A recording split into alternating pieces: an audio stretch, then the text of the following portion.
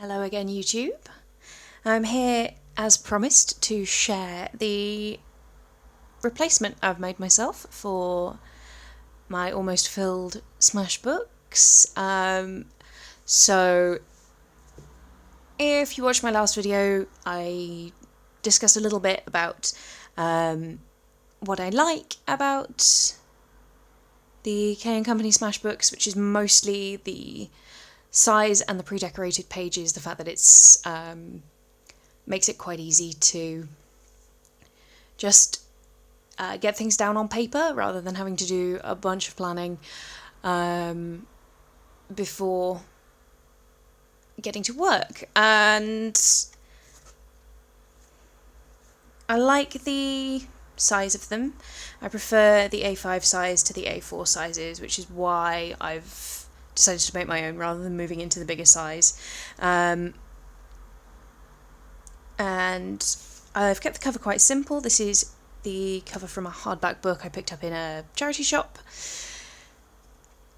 I'm really sorry about it. This trying to focus. I don't know how to stop that. But yeah, I've left the cover plain. I've wrapped it with washi tape because the brown paper was slightly too small to comfortably wrap around the whole cover, but it's just like so. And I've put some fabric scraps on there to tie it closed, because if it's anything like the previous ones, it is going to get quite fat.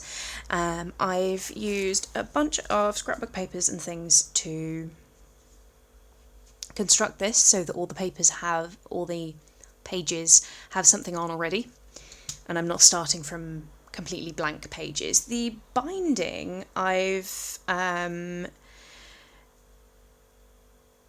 don't think, I highly doubt I would be the first person to think of binding pages this way, but I've kind of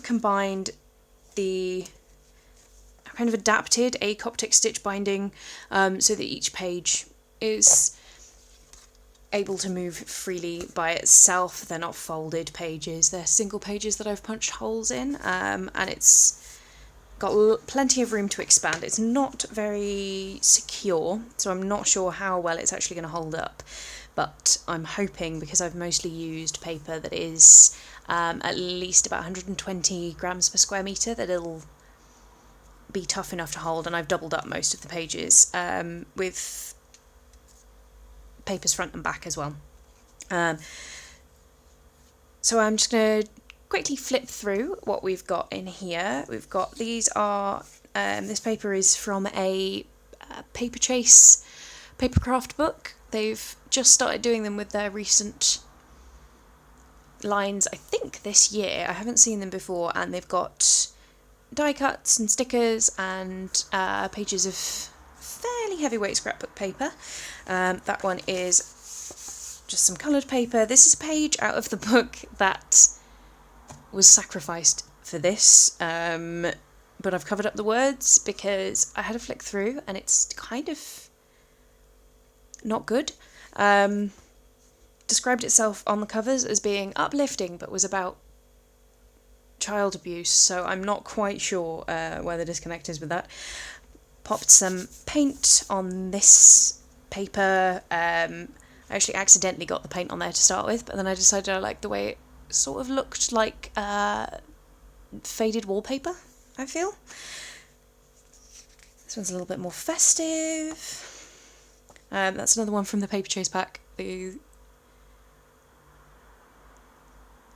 jewel and the rainbows are shiny, which is adorable, frankly. Some stripes. These ones are actually from Poundland paper packs.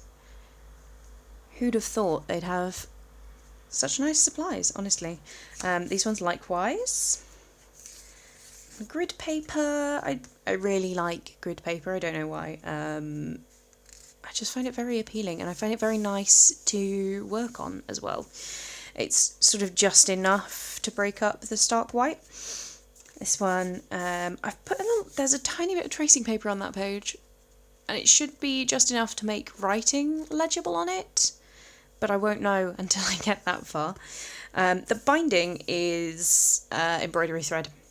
I have got some linen bookbinding thread, but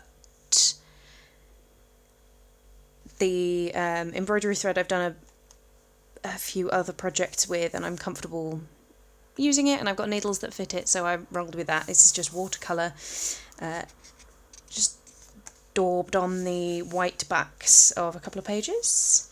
That's the Poundland paper pack again. This is the Paper Chase papercraft book again. And again, there was a page, this was, the top of the page was actually marked as back to school wish list, but I am a whole 4 years out from the last education I was in, so I've cut that bit off.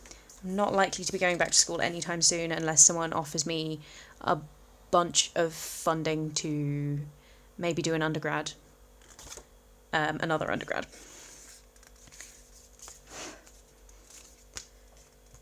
Striped. That one is from the Works, these papers. I've kind of collaged together 2 pages from this 6x6 paper pack. Let me see if I can get that to focus. There we go, so you can see the join there.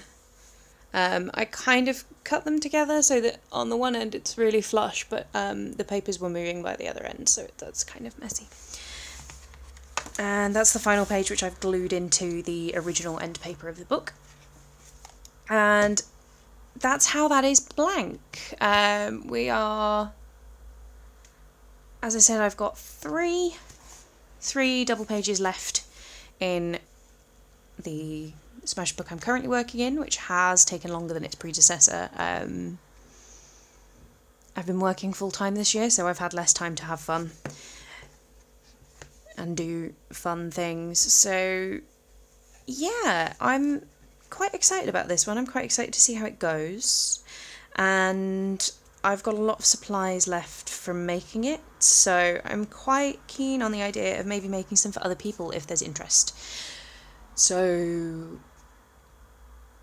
let me know if you like the idea, if you'd like maybe a construction tutorial, or you'd like to see me actually get my act together and put an Etsy store together for this sort of thing, because I've got a bunch of scrap paper sketchbooks and kind of junk journals that are sat around waiting for a home. I will probably share some of those sometime soon, so keep an eye out, and thanks for watching.